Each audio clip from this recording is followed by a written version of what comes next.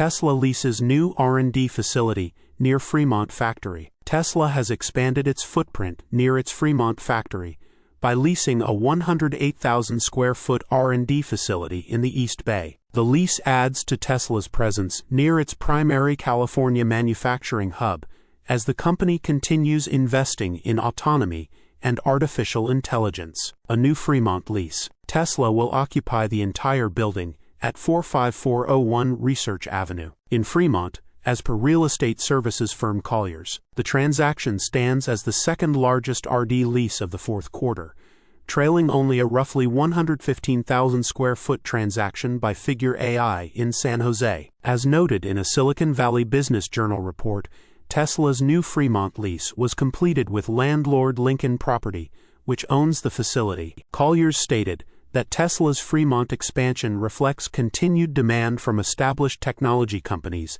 that are seeking space for engineering, testing, and specialized manufacturing. Tesla has not disclosed which of its business units will be occupying the building, though Colliers has described the property as suitable for office and R&D functions. Tesla has not issued a comment about its new Fremont lease as of writing. Tesla leases new 108,000 square foot RD facility next to Fremont Factory. Space will be used for engineering, testing, and advanced tech work closer to Model S, 3, X, Y production. AI investments. Silicon Valley remains a key region for automakers, as vehicles increasingly rely on software, artificial intelligence, and advanced electronics. Aaron Keating, Senior Director of Economics and Industry Insights at Cox Automotive, has stated that Tesla is among the most aggressive auto companies when it comes to software-driven vehicle development. Other automakers have also expanded their presence in the area. Rivian operates an autonomy and core technology hub in Palo Alto,